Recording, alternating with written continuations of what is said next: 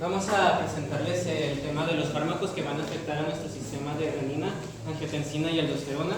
Somos el equipo 6. Bueno, este sistema, pues nada más tener en cuenta que lo que ayuda es a mantener una homeostasis en la presión, pero sobre todo pasarla de menor a mayor, incrementarla. También el absorber sodio, que sería pues todo lo contrario a lo que estuvimos viendo ayer. Pues en sí pues es esto que les acabo de mencionar, y pues también se va a relacionar con el volumen sanguíneo. Y les puse el sistema de nervioso autónomo porque también tiene que ver con la parte simpática para justamente elevar esto de la presión. El sistema simpático envía señales a las células juxtaglomerulares que se encuentran en los riñones, que ahorita lo vamos a estar viendo. Y pues además también en la mácula densa el riñón también detecta disminución de sodio, que también ahorita lo vamos a estar viendo. Para entenderlo vamos a estar viendo los componentes que conforman a este sistema. Primero tenemos a la renina. La renina es, las células juxtaglomerulares presentes en las arteriolas aferentes, que si nosotros vemos nuestra unidad de nefrona del riñón, aquí tenemos la aferente. Esta sería como la parte del glomérulo de las arteriolas, pero más cerca, esta parte, acá como más agrandado. Aquí en la arteriola aferente tenemos estas células juxtaglomerulares, y estas contienen prorenina. La prorenina sería la renina inactiva porque tiene un propéptido de alrededor de 43 aminoácidos. Y cuando inicia este sistema, la prorenina pues se va a activar a renina.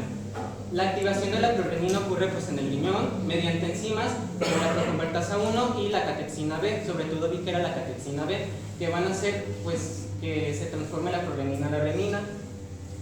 Y la renina madura se va a almacenar pues en estas células, en los granulos de estas células juxtaglomerulares, y se va a liberar a la circulación mediante 4 principales estímulos que vamos a activar pues este sistema. Pues primero tenemos cambios de perfusión, todo lo que pasa por el riñón, percibidos por el mecanismo transductor de presión en las arteriolas aferentes, que sería una sensación de los mecanorreceptores neuronales del estiramiento de nuestra pared arteriolar, que pues está relacionado con la presión. También tenemos el suministro de sodio y cloruro. Esto va a ser en el túbulo contorneado distal, que es detectado por la mácula densa. Aquí tenemos pues el inicio de donde inicia nuestra perfusión.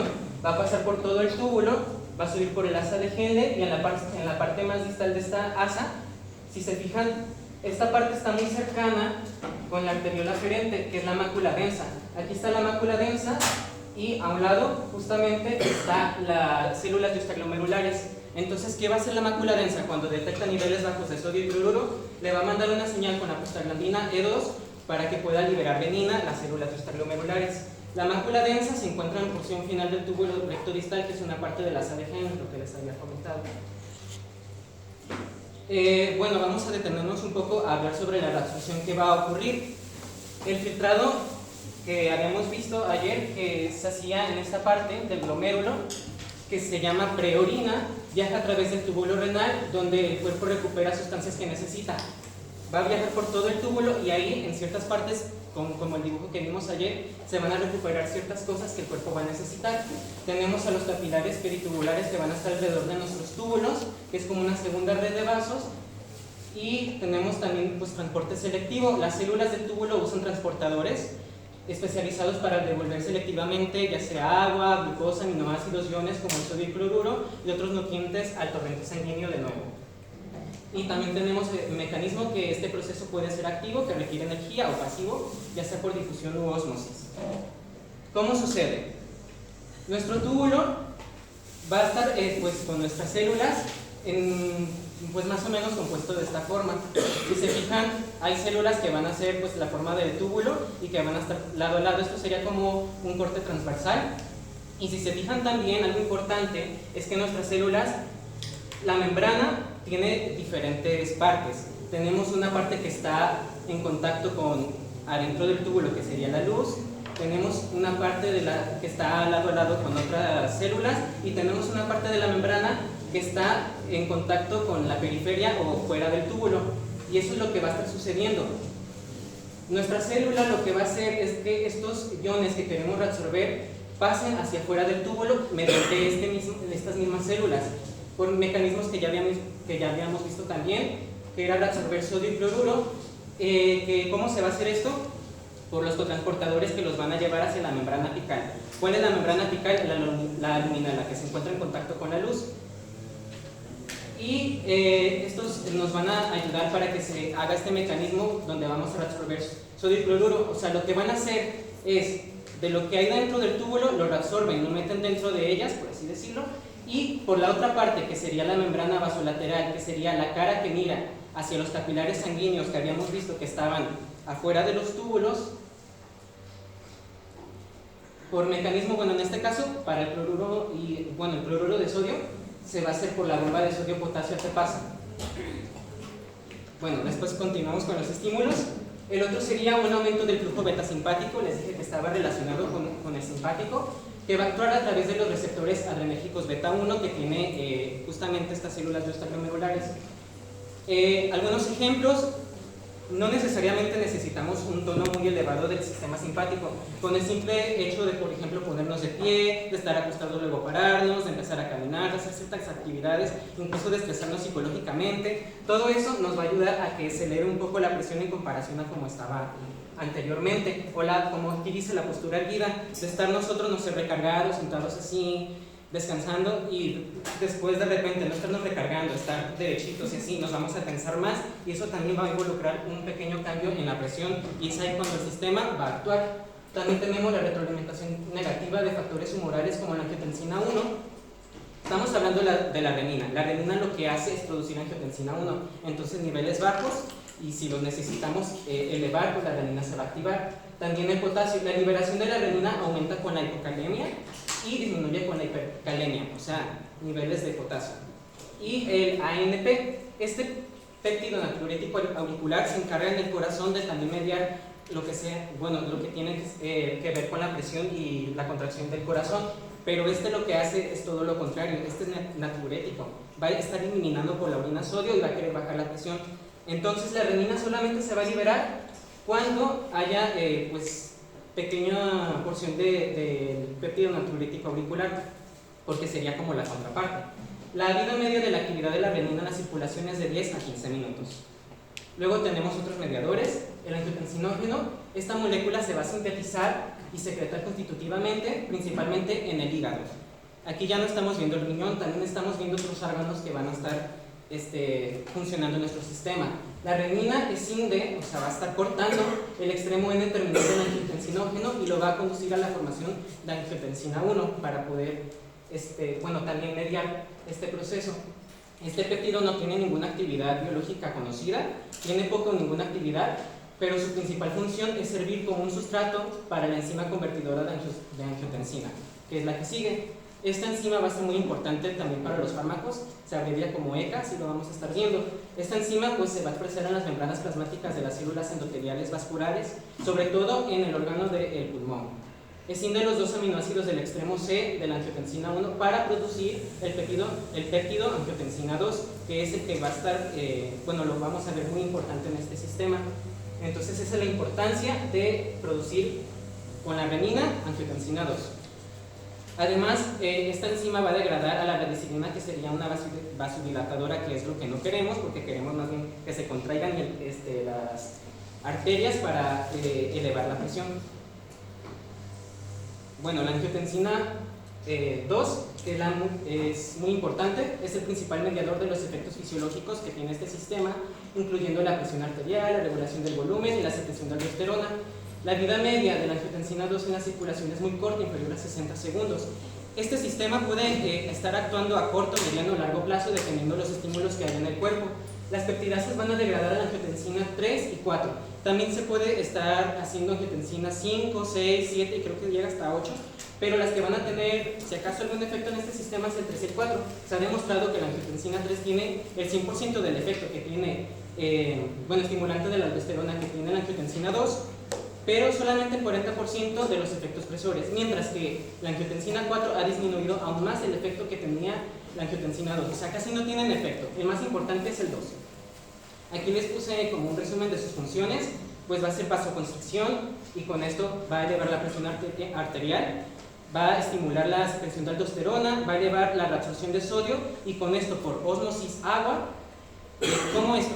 Si se va a estar reabsorbiendo sodio, va a hacer que el agua se incline a quererse también estar reabsorbiendo y mayor volumen de sangre va a también estar implicando que haya mayor presión hacia las paredes de la arteria y por eso también vamos a elevar la presión arterial. También va a estar estimulando la vasopresina, que es una hormona que también nos va a estar ayudando para todas estas funciones, va a elevar la frecuencia cardíaca, la fuerza de contracción y volemia, o sea, el volumen de sangre. Vamos a tener receptores importantes para la angiotensina 2.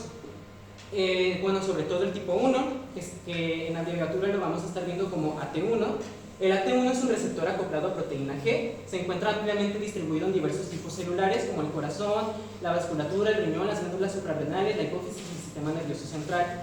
La angiotensina 2 lo que va a hacer es mediar sus efectos fisiológicos que vimos de elevar la presión, la frecuencia cardíaca, todo eso, mediante este receptor justamente. En estados patógenos, la activación del AT1 provoca inflamación, fibrosis, estrés oxidativo, remodelación tisular y aumento de la presión arterial, que más adelante lo vamos a estar viendo. La desregulación de este receptor es fundamental para la fisiopatología de las enfermedades cardíacas y renales. Luego tenemos el AT2, que este es como su contraparte, también está acoplado a la proteína G, se expresa principalmente en tejidos fetales y su expresión disminuye en cuanto va avanzando la edad, o sea, en adultos es muy poco. Se distribuye en el corazón, riñón, glándulas suprarrenales y el cerebro. El AT2 va a mediar sus efectos antagonistas y protectores de la angiotensina 2 a través de, o sea, lo que hace con el AT1 es su contraparte. Estas acciones van a inhibir la inflamación que estábamos viendo que puede causar el AT1, la fibrosis y el flujo simpático central y causan vasodilatación, es su contraparte. La estimulación del AT2 por la angiotensina 2 produce vasodilatación y natriuresis, a diferencia de la vasoconstricción y antinatriuresis causadas por la angiotensina 2 a través del AT1. Luego vamos a tener cómo va a funcionar en cada parte de nuestro cuerpo. En los riñones, pues va a provocar un aumento de la reabsorción de sodio.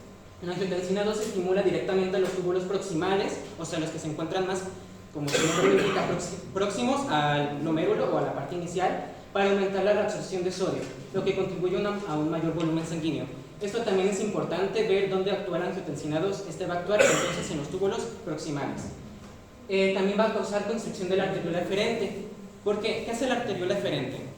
La arteriola eferente, después de que se estuvo filtrando nuestra sangre, va a salir por ahí, ok, pero también lo que hace la arteriola eferente es mediar la presión que hay de flujo sanguíneo. Va a elevar que, bueno, un ejemplo, nuestro filtro va a tener muy pequeños poros por donde va a estar filtrándose solamente, pues vimos que aminoácidos, los iones, y no va a estar dejando pasar proteínas y células, por ejemplo. Entonces, obviamente a la sangre le va a estar costando pasar. Es como, por ejemplo, cuando se tapa el baño. ¿Qué hacen ustedes para que pueda fluir el agua? Tienen que estar echando presión para que pueda volver a estar pues, pasando el agua. Eso también hace la arteriola eferente. Va a elevar la presión para que pueda estar fluyendo toda la sangre. Y también va a causar estimulación de la liberación de la aldosterona, que también lo habíamos estado viendo. Actúa sobre la glándula suprarrenal para estimular la producción de aldosterona, que más adelante vamos a ver para qué nos sirve. Que a su vez esto va a promover la retención de sodio y la extracción de potasio en los riñones. ¿Qué hacen los vasos sanguíneos? Vasoconstricción. Es un potente vasoconstrictor, lo que significa que estrecha los vasos sanguíneos para aumentar la resistencia vascular periférica y elevar la presión arterial. Este efecto es el más rápido de todos los mecanismos que tiene la angiotensina 2. En el corazón va a aumentar la fuerza de contracción, va a elevar la fuerza de contracción del músculo cardíaco para bombear pues, más sangre. También puede causar hipertrofia y remodelado, que pues esto es muy malo, esto ya es patológico. Su activación prolongada puede causar el crecimiento normal, que sería una hipertrofia, y la remodelación del corazón, lo que puede contribuir a una insuficiencia cardíaca a largo plazo. Eso también es muy importante, también lo vamos a estar viendo para las enfermedades. En la glándula suprarrenal, ya más específicamente, todavía en el riñón, pero más específicamente en la glándula suprarrenal, que sería la parte que está arriba del riñón, aquí es donde va a estar secretándose la aldosterona. Entonces, es lo que va a causar justamente que se estimule la liberación de la aldosterona, actúa sobre la zona glomerular de la corteza suprarrenal. ¿Cuál es? Este es nuestra glándula, este sería como un corte, y la corteza es esta parte antes de la cápsula, la parte más periférica, y a su vez la corteza, que es esta parte rosita que se ve en esta imagen, se va a subdividir en estas tres zonas. La zona glomerular es la que está más próxima a la cápsula, o sea, la que está más a la periferia, donde se van a estar sintetizando mineralocorticoides como la aldosterona. Entonces va a actuar aquí para inducir la síntesis y liberación de la aldosterona. La aldosterona a su vez va a ejercer efectos sobre los riñones para regular la presión arterial y los electrolitos. En el sistema nervioso central va a aumentar la sed y el apetito por la sal, porque vamos a estar usando mucho el agua y absorbiendo sodio, pero pues necesitamos en sí consumirlos más porque pues, los necesitamos para elevar la presión. Actúa sobre el hipotálamo, especialmente en el órgano subfornical, para aumentar la sensación de sed y el deseo de consumir sal. También va a provocar liberación de la vasopresina, que les dije que era una hormona que también nos iba a estar ayudando. Estimula la liberación de la vasopresina, o también llamada hormona antidiurética, la ADH, o también vi que se podía entender como AVH. Desde la hipófisis posterior, o sea la neurohipófisis, lo que aumenta la absorción de agua en los riñones. También va a provocar un aumento de la actividad simpática, como también les comenté. Intensifica la actividad del sistema nervioso simpático, lo que va a aumentar la liberación de noradrenalina y la respuesta cardiovascular general. Luego tenemos a la aldosterona, ahora sí. La aldosterona es una hormona esteroide que se sintetiza principalmente en la zona glomerular, como les había comentado, de la corteza suprarrenal. ¿Por quién? Por la enzima aldosterona sintasa. La angiotensina 2, bueno, tanto la angiotensina 2 como la ACTH, que es la hormona adrenocorticótropa, que es mediada por el sistema simpático, y la concentración extracelular de potasio. La aldosterona sí se va a ver muy relacionada con el potasio, a comparación, por ejemplo, de la renina. Esta sí se va a ver muy involucrada con el potasio. Bueno, todos estos estímulos regulan principalmente la síntesis y secreción de esta hormona. La vida media de la aldosterona en el plasma es inferior a los 20 minutos. La aldosterona media sus efectos sobre la homeostasis electrolítica y renal, uniéndose a los receptores citosólicos nucleares llamados receptores mineralocorticoides en las células epiteliales, principalmente en el túbulo colector cortical renal, que también lo vimos en la clase pasada, que actuaba sobre todo en el túbulo colector en el citoplasma. Sus funciones, pues a grandes rasgos, sería pues aumentar la reabsorción de sodio, excretar por ende potasio, porque en nuestro sistema de la bomba de sodio-potasio vimos que se reabsorbía sodio, pero a la vez que se liberan 3 sodios, se van a estar eliminando 2 potasios. Entonces por eso también está muy estrechamente relacionado con el potasio, porque este va a provocar que se elimine potasio. También pues con el sodio va a haber aumento de agua, se van a estar eliminando hidrógenos para medir el pH, va a haber un mayor volumen sanguíneo, va a haber una mayor presión arterial, y también se va a estar estimulando la hormona que vimos de la vasopresina. Bueno, esta imagen nada más era para decirles dónde es que se secreta. Dijimos que era la parte de la corteza del túbulo colector, o sea, sería como en esta parte. Y la corteza, viéndolo en un riñón, sería la parte que está más hacia la periferia, y la médula la parte que está más cercana al uréter.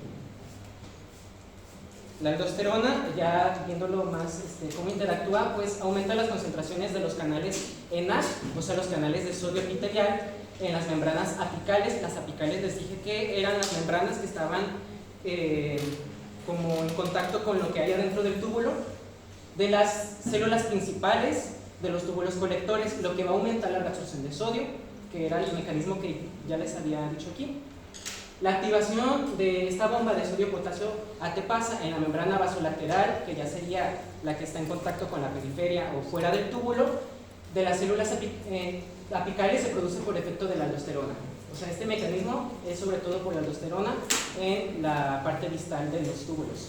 Y aumenta pues esto conduce al transporte de sodio en el espacio extracelular, y aumenta la capturación de potasio en las células apicales. La aldosterona también influye en la homeostasis de la sal y el agua al regular la sed y el apetito por la sal a través de los receptores mineralocorticoides presentes en diversas regiones del cerebro. Ya pues esto que sale de sodio y el cloruro, pues se va a ir otra vez al torrente sanguíneo que habíamos visto. Hace pues regulación del sodio y potasio. Aumento en la reabsorción de sodio. La aldosterona actúa en los túbulos renales, principalmente en el túbulo colector y distal, para promover la reabsorción de sodio del filtrado renal hacia la sangre. Esto se logra aumentando la cantidad de canales de sodio y las bombas de sodio-potasio que habíamos visto. También causa un aumento de la excreción de potasio simultáneamente, y como parte del mismo proceso, la aldosterona promueve la secreción, bueno, la expulsión de potasio desde el torrente sanguíneo hacia la orina para ser eliminado. Y también dijimos que tiene una regulación con el pH al estar eliminando o regulando los iones de hidrógeno. Y aquí nada más les dejé una imagen de cómo se excretan las cosas. Pues después de que pasan por el riñón se van a ir por el uréter, que son como estos otros túbulos o canales o mangueras, no sé cómo lo quieran llamar, que van a estar viajando hacia la vejiga, y pues ya después por la uretra se van a eliminar en forma de orina. También tiene un control de la presión arterial y volumen sanguíneo, retención de agua, aumento de la presión arterial, y también en el corazón tiene efectos. Este puede causar remodelación cardíaca, que sería un cambio de la conformación del corazón y también sus funciones. A largo plazo, pues estos niveles elevados pueden tener unos efectos nocivos en el corazón y los vasos sanguíneos. Pueden contribuir a la fibrosis, que sería un crecimiento de tejido conectivo y remodelado cardíaco. También pueden provocar inflamación y daño renal. El exceso de aldosterona también puede causar, justo eso. Aquí les puse un diagrama como a grandes rasgos todo lo que les acabo de explicar. Y pues en sí, al final nuestro proceso va a estar regulando los niveles, por retroalimentación de la misma, niveles bajos que había, pues los va a estar elevando. Y pues van a estar interactuando varios órganos, no nada más el riñón. También les puse una tabla de los principales componentes que tiene este sistema, pues dónde se van a producir, por qué estímulos se van a producir, dónde y cómo van a actuar, y la inhibición o cómo dejan de estar funcionando, que aquí vamos a estar viendo involucrados algunos fármacos.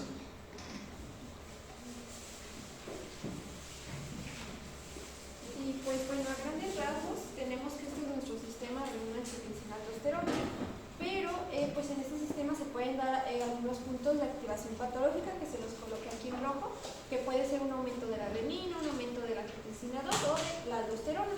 Y hay diferentes fármacos que pueden interactuar en ese sistema para poder controlarlos.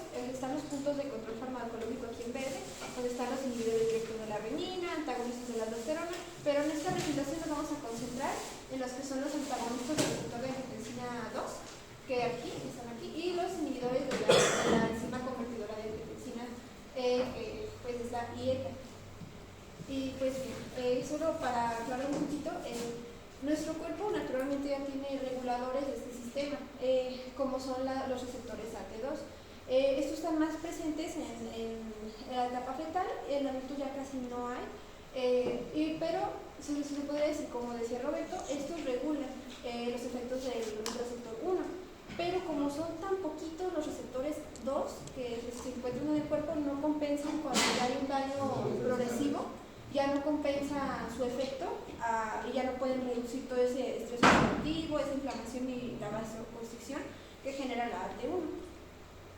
Y bueno, esto a grandes rasgos solo era para explicarles que pues hay varios tipos de angiotensina, como decía Roberto.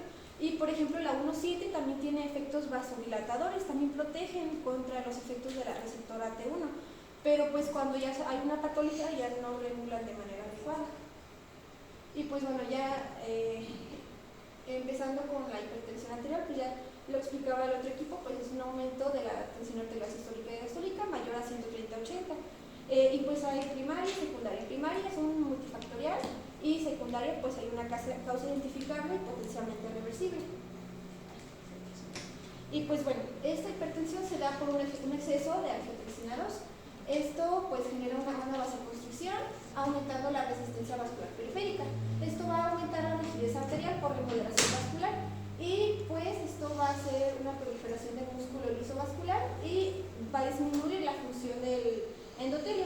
También, bueno, esto lo vamos a ver más adelante. Pues también este exceso de angiotensina 2 va a estar aumentando los niveles de aldosterona, aumentando la reabsorción de sodio y también la hormona antidiurética, o sea, estos dos juntos van a estar reabsorbiendo más agua y esta reabsorción de agua, como ya mencionaba el equipo anterior también, como hay un aumento de volumen plasmático, va a aumentar la presión arterial todavía más. Y pues sí, es muy importante el sistema simpático, ya que activa la liberación de noradrenalina y justamente esta hormona aumenta la frecuencia cardíaca y la contractibilidad, aumentando la vasoconstricción y generando un círculo vicioso de todo este sistema. Pero ¿por qué se genera angiotensina 2.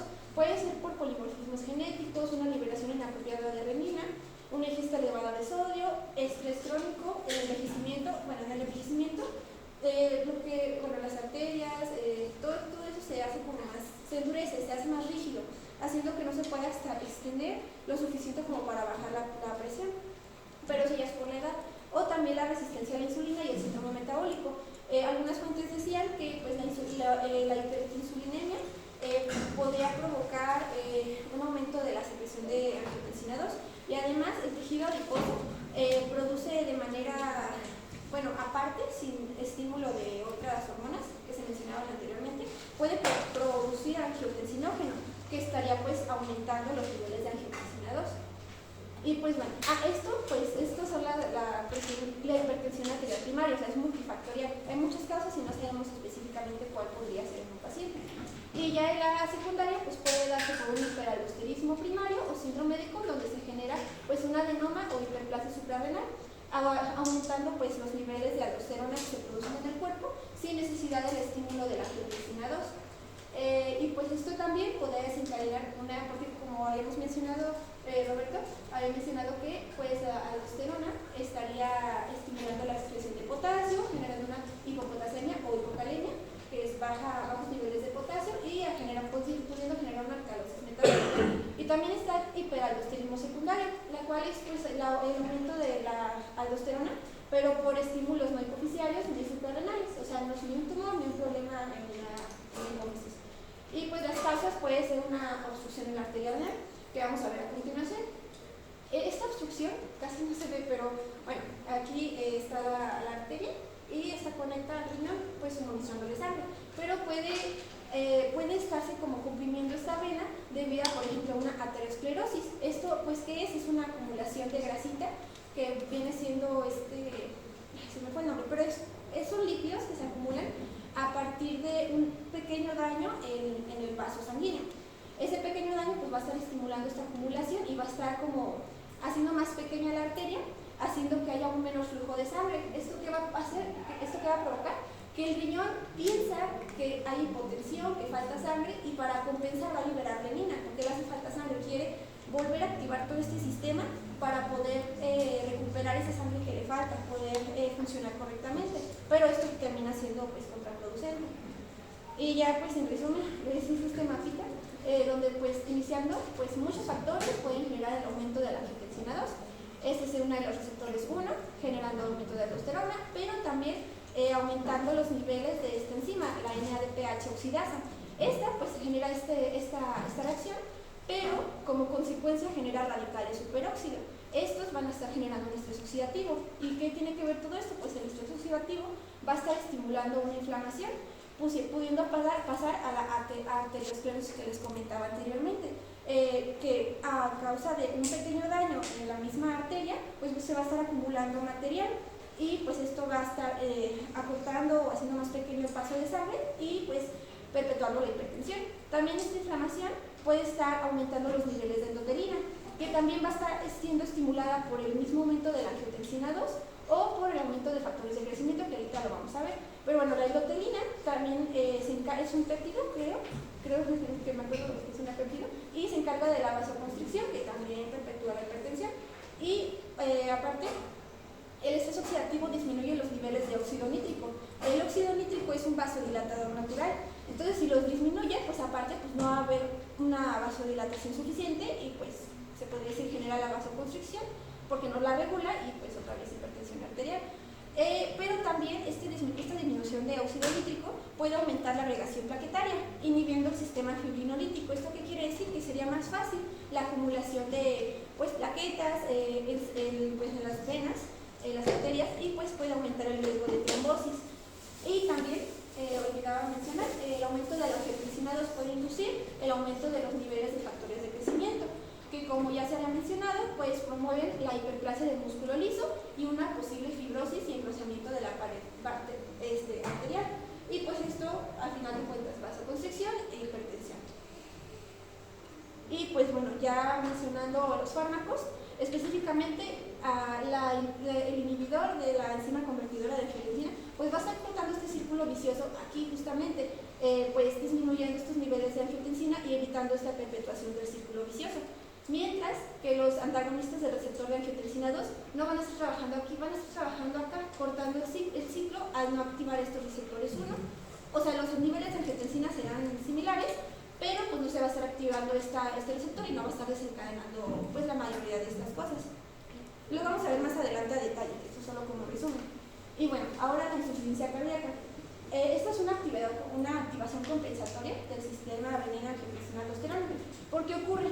Pues el corazón no bombea bien por alguna causa. Entonces esto va a disminuir el gasto cardíaco. El gasto cardíaco es la cantidad que el corazón bombea de sangre por minuto, me parece. O sea, qué tanto distribuye sangre por el cuerpo. Entonces disminuye y pues como no se está distribuyendo bien la sangre, disminuye la presión de la perfusión renal, es decir, no le está llegando bien la sangre al riñón.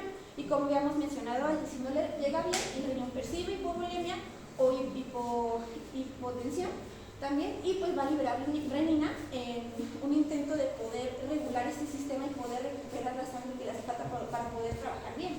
Porque es un intento de mantener la presión arterial, pero puede generar consecuencias más allá de ayudar. Además, se me olvidaba, ya en casos de la hipertensión, donde ya la angiotensina está muy alta, se elevan los niveles de aldosterona, esto se va a generar como ya hemos mencionado, la aldosterona pues aumenta la retención de líquidos.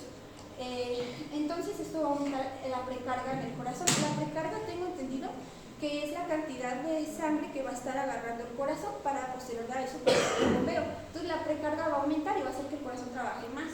Y también las consecuencias de toda esta cascada es que a largo plazo el corazón buscará pues adaptarse y va a remodelarse, pero ya de manera patológica, generando una hipertrofia de los miocitos, una fibrosis. La fibrosis es como una cicatrización que hace que el tejido sea más rígido y no pueda o contraerse o expandirse de manera adecuada. Entonces, pues eso sería lo más inadecuado en el corazón, que está constantemente trabajando.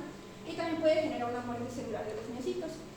Toda esta sobrecarga, por lo mismo que se libera renina, se aumenta la presión, pues va a empeorar la insuficiencia cardíaca, ya que al haber una vasoconstricción periférica va a aumentar la poscarga. ¿Esto qué quiere decir?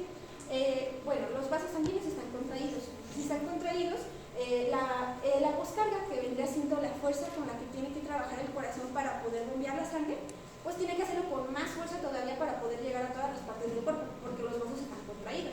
Entonces el corazón termina trabajando más y perpetuando pues esto mismo, las consecuencias de toda la cascada, haciéndole más daño y haciéndolo más, o sea, menos útil, se podría decir. Y bueno, recordando, no me acordaba muy bien de esto, pero recordando cómo funciona, llega la sangre desoxigenada a la aurícula derecha, pasa al ventrículo derecho, de aquí se lleva esto por la vena pulmonar hacia los pulmones, se oxigena los pulmones y entonces regresa a la aurícula izquierda, baja al ventrículo izquierdo y ahora sí se lleva por la aorta para distribuirse por todo el cuerpo, pero ahora sí la sangre oxigenada. Pero se puede dar una insuficiencia cardíaca tanto por una falla en el ventrículo derecho como una en el ventrículo izquierdo. La del ventrículo derecho es que, como habíamos visto, pues no va a estar moviendo bien la sangre al pulmón, es decir, no se está llevando la suficiente sangre para oxigenarse, generando disnea, fatiga, debilidad, tos, coloración azulada, somnolencia. Mientras que la falla del ventrículo izquierdo significa que, la sangre está oxigenada, pero no la distribuye adecuadamente por todo el cuerpo, generando edema periférico y ascitis. El ascitis pues es el edema en el abdomen. Y pues también se puede dividir la insuficiencia cardíaca en sistólica y diastólica. Recordando pues la diástole es el llenado del corazón y la sístole el bombeo. En la sistólica el problema justamente está en la sístole, donde si bien el corazón se está llenando, el corazón en esta situación está agrandado. Sí, se llena lo suficiente, pero no logra contraerse adecuadamente, entonces lleva o saca un 40-50% de la sangre que contuvo, cuando normalmente debería de ser un 60% de la sangre. Entonces disminuye el volumen de inyección y también aumenta el volumen residual, o sea que tanta sangre se queda dentro del corazón. Y ya en la insuficiencia cardíaca diastólica, el problema está en la diástole, porque las paredes están rígidas, por lo mismo de la fibrosis, podría ser el caso. Entonces no están agarrando la suficiente sangre y si bien sí están bombeando adecuadamente para llevarla a todo el cuerpo, es un volumen inadecuado, porque en primer lugar no agarran la suficiente sangre para llevarla al cuerpo. Y bueno, esto es un resumen de todo. igual ya lo expliqué, entonces igual si les sirve ya más adelante para estudiar aparte, pues igual pueden dar una checada pues, a este gráfico, que es un resumen de todo eso. Y avanzando ahora a una nefropatía diabética, esto pues es una esclerosis o fibrosis glomerular causada por los cambios metabólicos en la diabetes. ¿Y qué tiene que ver la diabetes con el riñón? Yo me pregunté, entonces ya investigando vi que la hiperglucemia puede generar que las células renales empiezan a sufrir estrés metabólico, y también esta hiperglucemia estimula la formación de productos finales de glicosión avanzada. Y bueno, todo esto genera estrés oxidativo. Antes que nada, pues bueno, los productos, los ACEs, en resumidas cuentas los ACEs, son, bueno, sabemos que está la glicación y luego la glucosilación. La diferencia es que la glucosilación se podría decir que es un proceso controlado por enzimas, o sea, el cuerpo adrede lo está intentando hacer para producir pues la fusión entre proteínas y azúcares, ¿no? Pero la glicación ya es una no controlada, que se da pues cuando hay mucha concentración de azúcar, pues se da más la probabilidad de que se fusione con proteínas, haciéndolas pues que no funcionen adecuadamente. Pero aparte, estos productos finales generan estrés oxidativo, y pues este estrés oxidativo estimula la activación inflamatoria y por consiguiente se estimula la producción local de angiotensina 2. También la hiperglucemia, a grandes rasgos, induce la expresión del gen de angiotensinógeno, y estimula la producción de renina y enzima convertidora de angiotensina, también produciendo más angiotensina 2. ¿Y pues qué genera esta angiotensina 2 en el riñón? Pues primero una vasoconstricción en la arteriola eferente, que es decir, la arteriola de salida, es la de salida, generando al inicio una hiperfiltración, y eso puede sonar bien, pero a largo plazo esto puede generar daño mecánico pues, en los riñones, ahorita lo vamos a ver. También la angiotensina 2 estimula factores de crecimiento que inducen a la proliferación y fibrosis, y esta fibrosis, que como esa cicatrización, pues va a estar incapacitando o matando a la misma nefrona, también perdiendo la integridad de la barrera de filtración. Y también la angiotensina 2 aumentará el estrés oxidativo, como ya lo habíamos visto en la otra gráfica, y va a reducir la expresión de proteínas de los podocitos, que son fundamentales estos pues para la misma barrera de filtración. Y bueno, a grandes rasgos es esto: se daña la barrera de las células, entonces hay más espacio entre célula y célula porque ya está dañada por el mismo estrés oxidativo, a grandes rasgos, porque hay más cosas que no. Bueno, para resumir, se daña, entonces permean más cosas de las que no deberían. Se podría decir que esta hiperglucemia sostenida aumenta el estrés oxidativo de todo este ciclo de la hipertensión arterial, empeorándola todavía más. Y ahora ya para finalizar tenemos la enfermedad renal crónica, donde justamente por diabetes, hipertensión arterial, tóxicos e inflamación, disminuye la cantidad de nefronas funcionales, mueren. Entonces esto aumenta la carga de las nefronas que están vivas, haciéndolas trabajar más. Hay más presión y flujo glomerular, empezando esta filtración que les comentaba, esta hiperfiltración. Pero esta misma hiperfiltración estimula la activación del sistema renina-angiotensina-aldosterona, aumentando vasoconstricción, presión intraglomerular, generando un estrés mecánico sobre las mismas nefronas y generando el daño glomerular, dañando el mismo filtro de las nefronas, aumentando la permeabilidad de estos filtros, es decir, va a dejar pasar ahora más cosas de las que debería. Por eso en estos casos de enfermedad renal pues se puede observar proteinuria, que es presencia de proteínas en la orina. Esto puede activar células tubulares y macrófagos, liberar citocinas, y pues toda esta inflamación podría estar estimulando una mayor fibrosis tubulointersticial, que estaría perpetuando la muerte de las nefronas. Y esto pues en general estaría disminuyendo la tasa de filtración glomerular, generando retención de líquidos, presión arterial alta, anemia, trastornos óseos y acumulación de sangre, de toxinas en la sangre. Pues ya estas son tablas para más o menos ver en qué casos se utilizan los fármacos que vamos a ver más adelante. Y pues ya. El primer grupo de fármacos que vamos a ver a los inhibidores de la enzima convertidora de angiotensina, que comúnmente los conocemos como IECA. Y estos son fármacos antihipertensivos y son potentes vasodilatadores. Esa es la forma en que se reconoce más de cómo actúan. Y sus principales indicaciones: primero, va a ser una alternativa principal cuando los fármacos tiazidas que vimos el día de ayer, que son parte del grupo de los diuréticos, y los beta bloqueadores. Cuando estos fármacos están contraindicados o simplemente el paciente no los tolera, va a ser una buena alternativa utilizar los IECA. También va a ser la primera elección en pacientes con diabetes mellitus tipo 1 que tengan alguna insuficiencia cardíaca o que tengan alguna disfunción en el ventrículo izquierdo. También es la primera elección en la nefropatía diabética o no diabética, ya que estos fármacos tienen nefroprotección, ayudan a cuidar las nefronas, protegen las nefronas. Y se puede sustituir, se puede utilizar la IECA como sustituyente de los betabloqueadores en pacientes hipertensivos que hayan sufrido un paro del miocardio, un infarto del miocardio, o también se puede utilizar como sustituyentes en pacientes que tengan diabetes mellitus tipo 2. Y se me hizo importante destacar que no tiene una interacción farmacológica peligrosa. No es recomendable mezclar algún AINE si se está tomando un IECA porque puede producir hipotensión. Y pues la idea es regular la presión arterial, entonces es importante tomar en cuenta. Y estos fármacos los vamos a poder identificar muy bien, ya que en su nombre la terminación va a tener el sufijo PRI.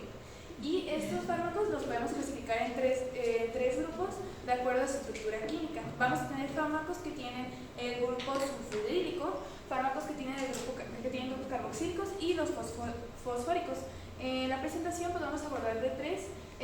Su mecanismo de acción va a ser general, pero algunos pueden tener diferentes efectos muy chiquitos, pero vamos a ver por su grupo funcional que tienen. Y pues de los fármacos que se van a abordar va a ser el captopril en sulfhidrílicos, carboxílicos en alapril y fosinopril en fosfóricos. Pero antes de pasar a eso, vamos a hablar su mecanismo de acción en general de estos fármacos. ¿Cómo van a actuar en nuestro sistema? Pues primero, el fármaco va a llegar a los pulmones y en los pulmones se va a encontrar con el ECA y va a inhibir, se va a unir a su sitio activo de manera competitiva. Entonces va a bloquear su acción. Al bloquear su acción, pues ya no va a dejar que la angiotensina 1 se convierta en angiotensina 2. Entonces vamos a tener niveles más bajitos. Y como habíamos visto, la angiotensina 2 sirve para la vasoconstricción, entonces vamos a tener menor vasoconstricción y eso va a ayudar a disminuir la presión arterial. Pero al tener niveles bajos de angiotensina 2, también vamos a tener, no se va a estimular la corteza suprarrenal. Entonces, no se va a estar liberando aldosterona y vamos a tener concentración de aldosterona muy bajita. Entonces, de esta manera ya no se va a estar reteniendo, va a disminuir la retención de líquidos y sodio. Lo que va a hacer es que ahora se va a estar eliminando líquidos y sodio y eso va a ayudar a que se disminuya el volumen sanguíneo y esto también nos va a ayudar a disminuir la presión arterial. Y antes de pasar con la bradicinina, cabe mencionar que tenemos que la ECA pues tiene doble personalidad.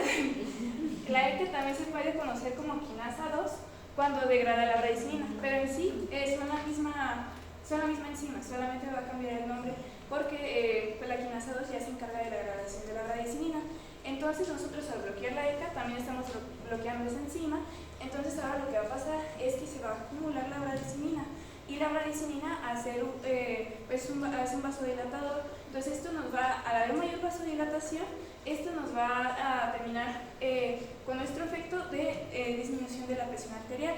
Aunque la bradicinina, cuando hay una concentración excesiva o hay muchísima, esto puede estimular algunos receptores de las vías respiratorias y esto va a ocasionar el efecto adverso que es muy característico de estos fármacos de la IECA, que es la tos seca.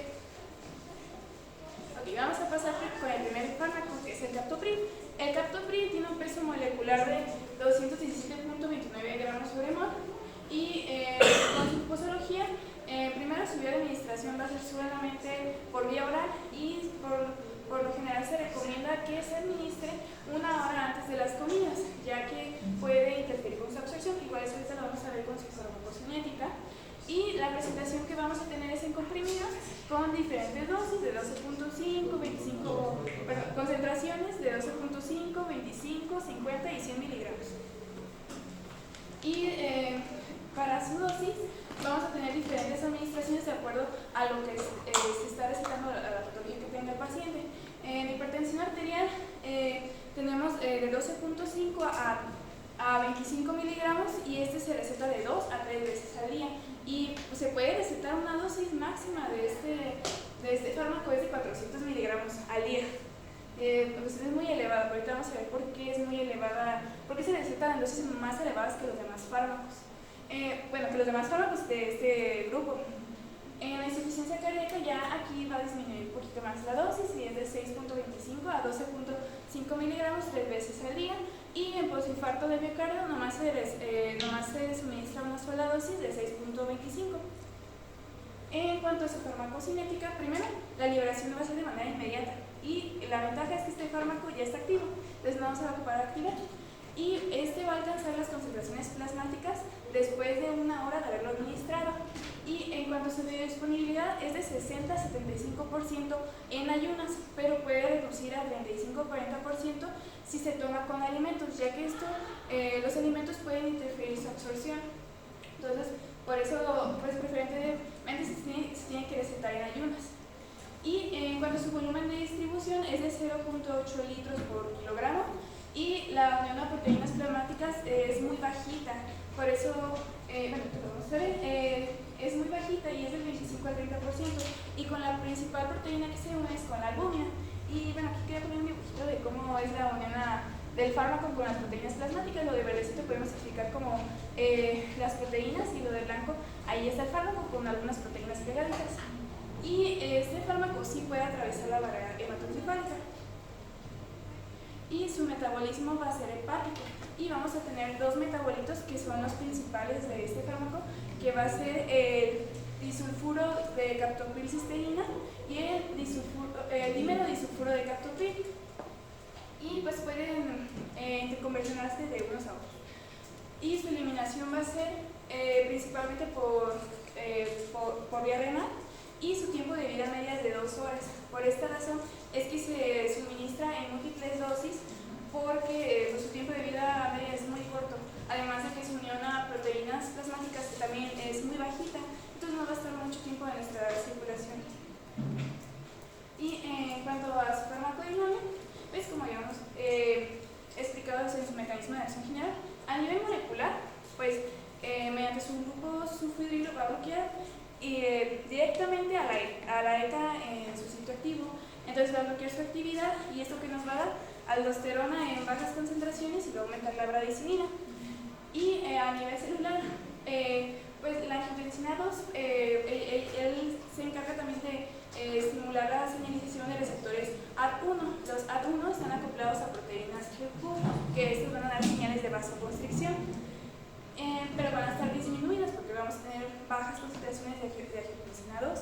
Y en caso contrario vamos a tener los receptores beta 2, que estos van a estar acoplados a proteínas GS. Esto van a ser estimulados por la bradicilina, entonces vamos a tener mayor señalización de esos receptores, y estos receptores van a estimular a que se libere el óxido nítrico.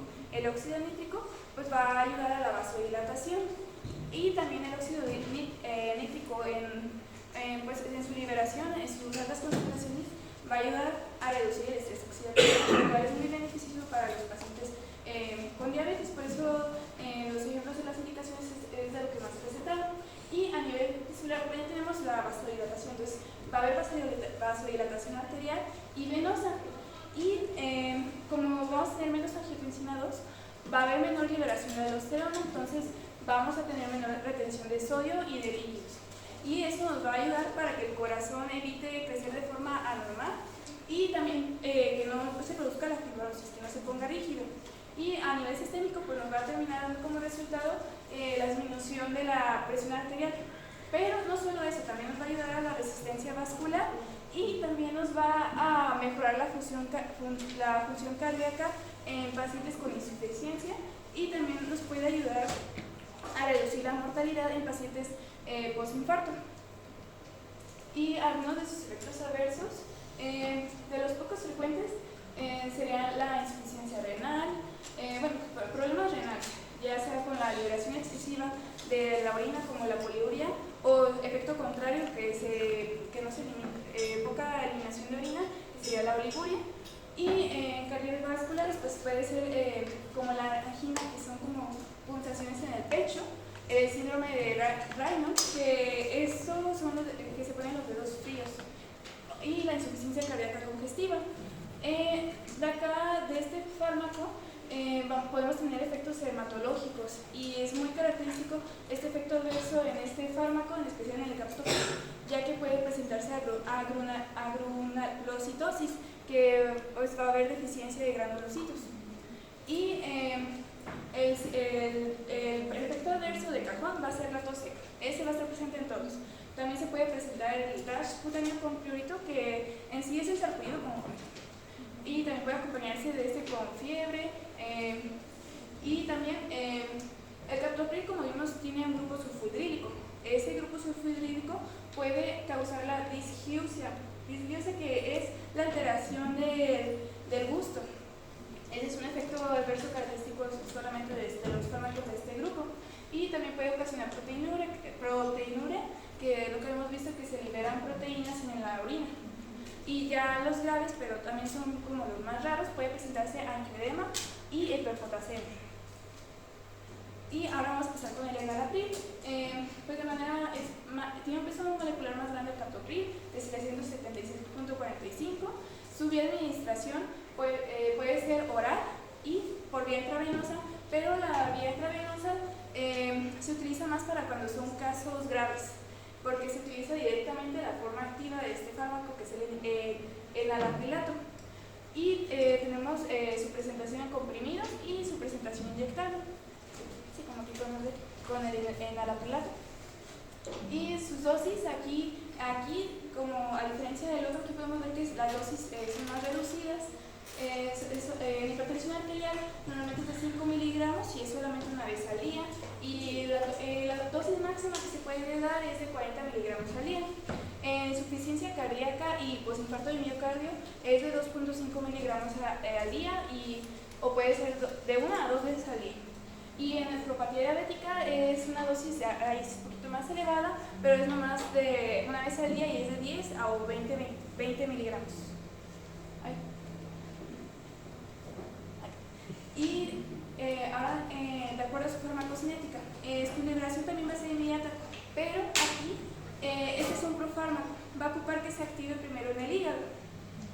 Y la absorción, las concentraciones plasmáticas máximas también se van a alcanzar en 1 hora después de la administración, y del enalaprilato, que pues, es la forma activa, se alcanza 3 a 4 horas después de que se administró, y su biodisponibilidad es del 60%, y no se ve afectado si se administra con alimentos o sin alimentos. A le da igual, si tú comes solo no le pasa nada.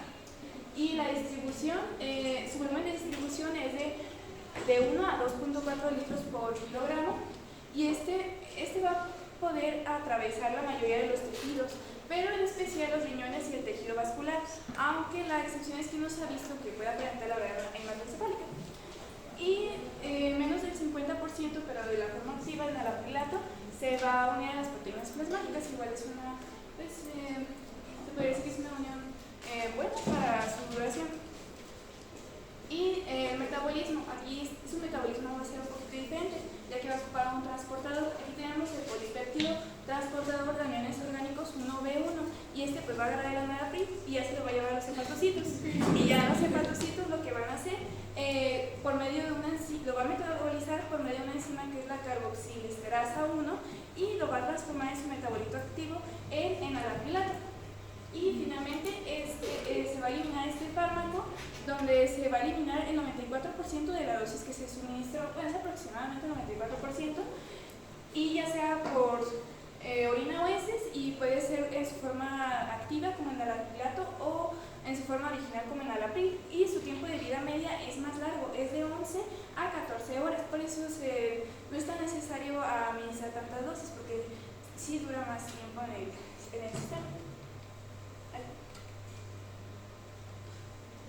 Y de acuerdo a su farmacodinámica, pues como vimos es un profármaco, se va a activar primero, y ya el enalaprilato es el que va a inhibir competitivamente a esta enzima, va a bloquear su actividad, vamos a tener angiotensina disminuida y bradicilina, altas concentraciones de bradicilina, va a reducir la señalización de la ACT1 y va a aumentar la señalización de la beta 2.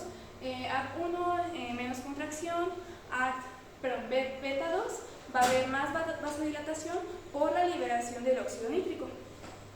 Y esto a nivel tisular va a ocasionar la vasodilatación sistémica, va a haber disminución, esto es característico de este fármaco, porque va a disminuir la presión intraglomerular de los riñones y esto nos va a ayudar a disminuir la proteinuria en caso de pacientes que eliminen proteínas por medio de la orina y esto nos puede ayudar a prevenir la fibrosis miocardíaca y finalmente pues a nivel sistémico vamos a tener la disminución de la presión arterial y también igual que al anterior va a ayudar a mejorar la función cardíaca y también pues sí, a mejorar la función cardíaca pues, también va a servir como protección cardiovascular.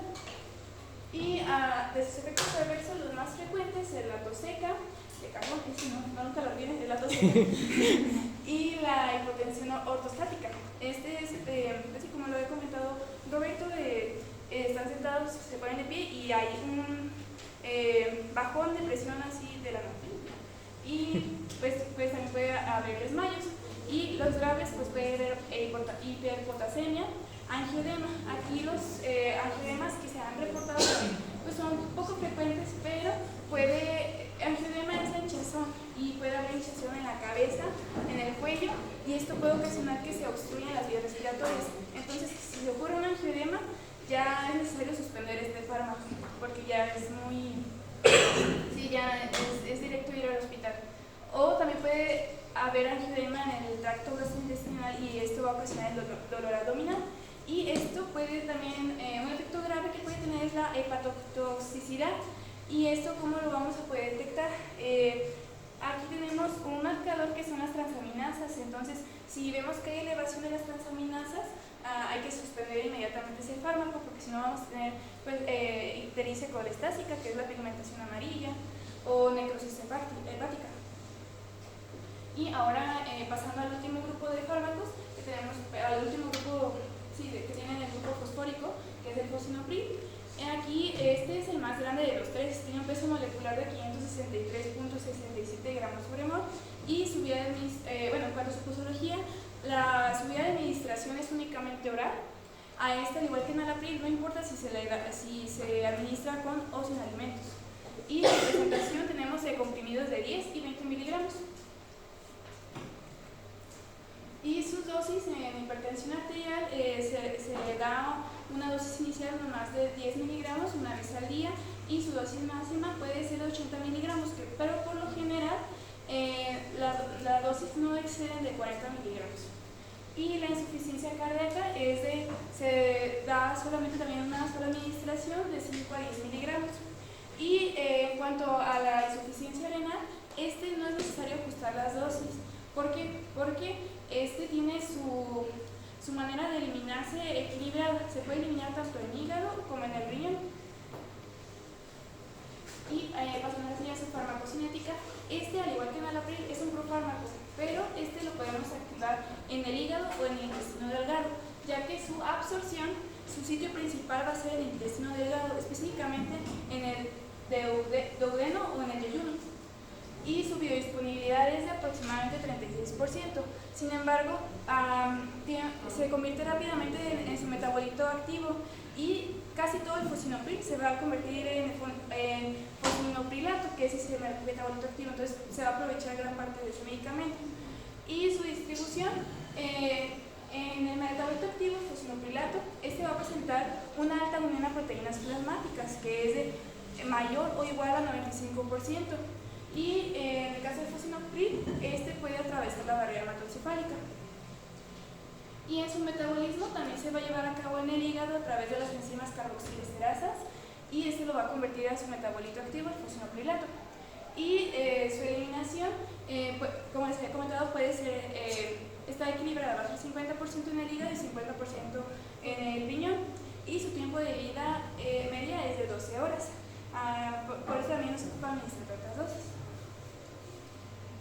Y en cuanto a su farmacodinámica, Igual, pues ya una vez el fármaco se activa, el fosinoprilato va a inhibir a la ECA, va a ocurrir que haya menores niveles de angiotensina 2, mayor gradecimina. Esto va a ocasionar que haya menor señalización de las A1, menor vasoconstricción, va a aumentar la señalización de las beta 2, que va a haber mayor liberación del óxido nítrico, va a disminuir el estrés oxidativo, ya que además eso de lo que hace el óxido nítrico también va a ayudar a la vasodilatación.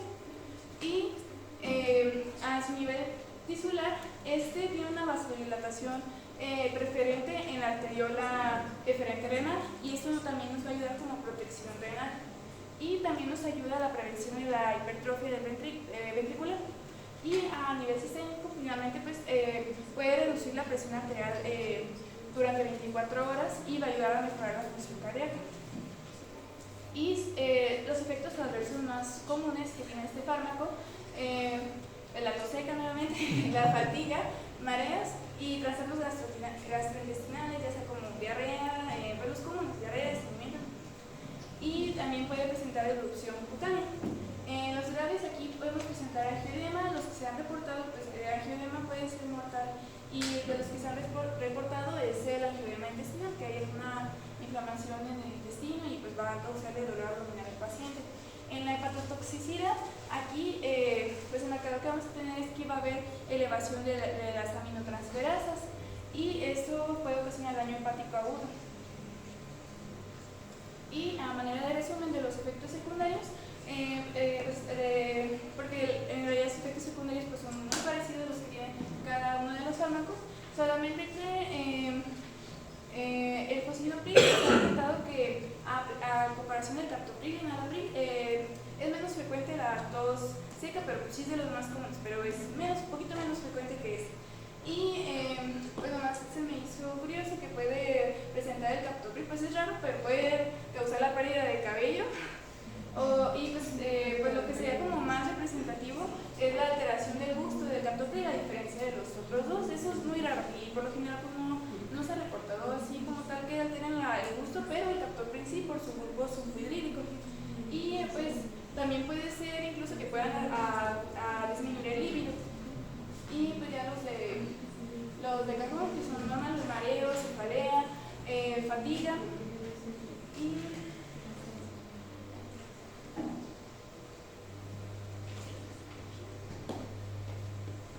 bueno, vamos a pasar a hablar de otra de las clasificaciones de los fármacos que son citados para el tema de renina, angiotensina, aldosterona.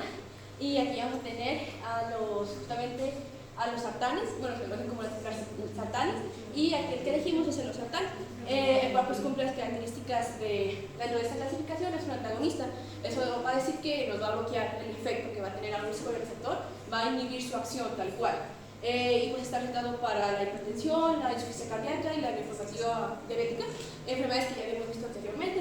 Bueno, pues esos son más datos químicos que les pusimos.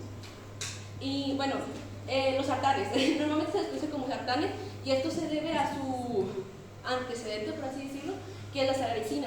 La salaricina fue como el primero, sí, uno de los primeros en desarrollarse, pues sí, antagonistas para la inhibición de ese sistema, y de hecho también leí que para su estudio, y nada más que no se lanzó al mercado, por así decirlo, debido a que era un análogo de la angiotensina 2, entonces era un péptido, y este también es un péptido, y lo cual, o sea, pues muy grande, de hecho se tenía que administrar por vía intravenosa, y aparte su biodisponibilidad era muy baja y su vida media era muy corta, y también es muy caro producirlo. Entonces es cuando se empezaron a diseñar estos otros, que son no péptidos, y que pues tuvieron una buena aceptación, un buen efecto en los pacientes, y pues aquí está de qué vamos a hablar.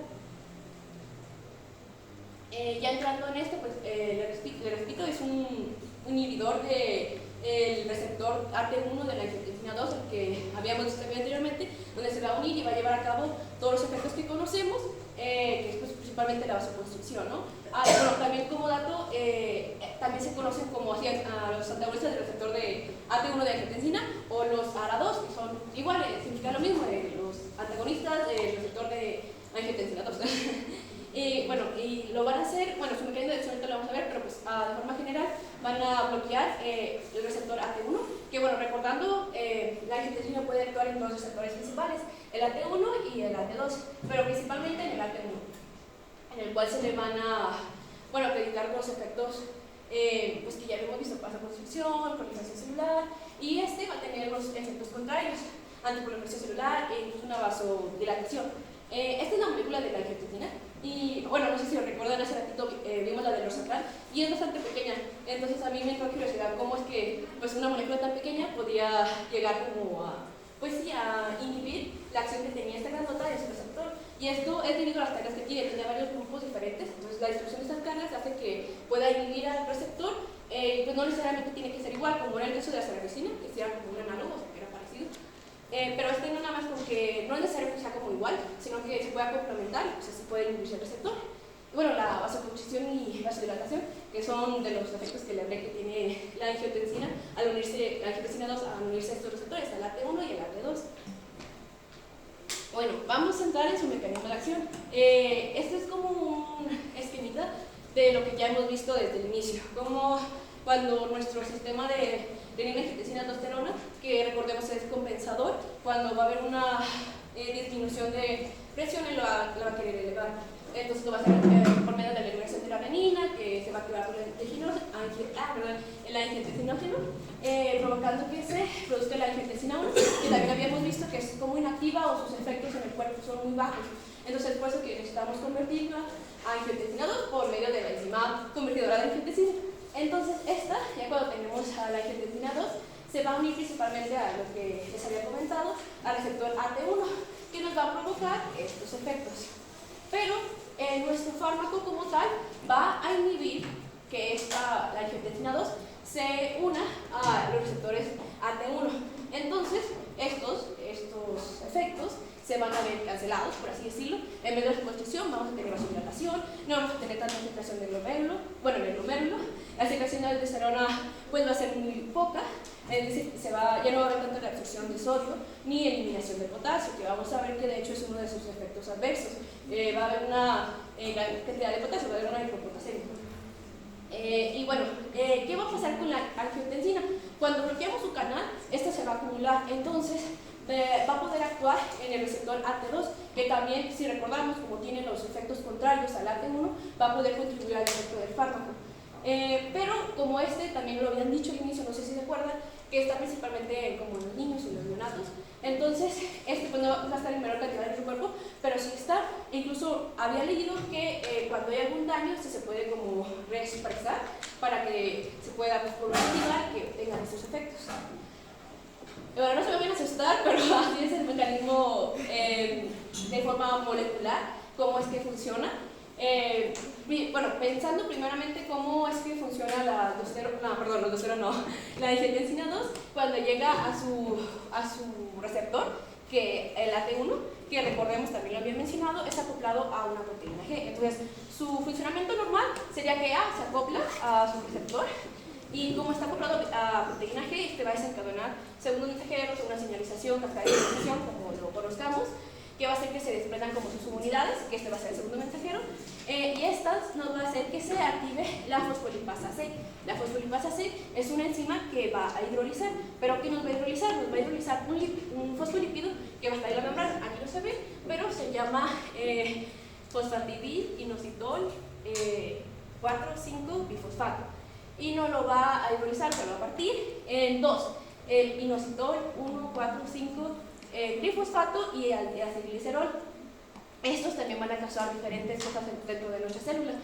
Para empezar, el inositol 1,4,5-trifosfato, se va a unir a receptores específicos que tienen el retículo endoplasmático, que van a ser receptores iónicos, que nos van a producir la liberación de calcio, la famosa liberación de calcio que ya hemos conocido anteriormente.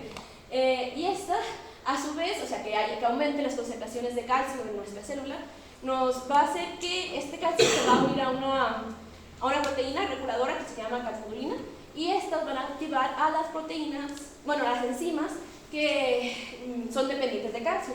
Tal vez no podemos pensar en alguna en ese momento, pero está directamente relacionado con la contracción muscular. Va bueno, la enzima se llama permítanme, tiene un nombre rarito, pero se abrevia como MLKC o algo así, que, bueno, básicamente su nombre casi no nos importa, sino lo que nos importa es su función, ya que esta va a fosforizar a la glicina para que luego pueda actuar con la actina y así se puede llevar a cabo la contracción celular, bueno, la contracción del músculo. Entonces, pues es como se va a llevar a cabo este proceso. Pero también nuestro otro mensajero, el diacilglicerol, va a interactuar con la proteína quinasa C y nos va a ayudar a la fosforilación de proteínas, al crecimiento celular y así pues posteriormente que se pueden llevar a cabo, bueno, ante una alteración de esta, porque esta nos ayuda a que haya más crecimiento celular, básicamente, y ante una alteración del crecimiento celular nos puede alterar ya sea el crecimiento, por ejemplo, de los vasos sanguíneos o del corazón, llegando a causar fibrosis, que es un efecto que ya hemos visto que está comúnmente relacionado con esto.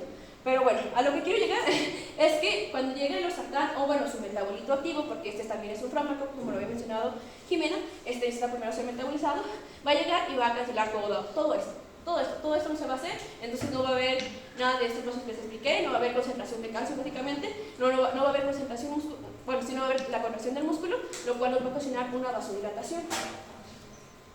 Y bueno, va a haber otras vías de señalización que va a cancelar nuestro fármaco, porque este receptor puede estar acoplado a otras proteínas G. La que les mencioné anteriormente es de la proteína GU, si no me equivoco, pero esta va a diferir de acuerdo a la célula en la que se encuentre.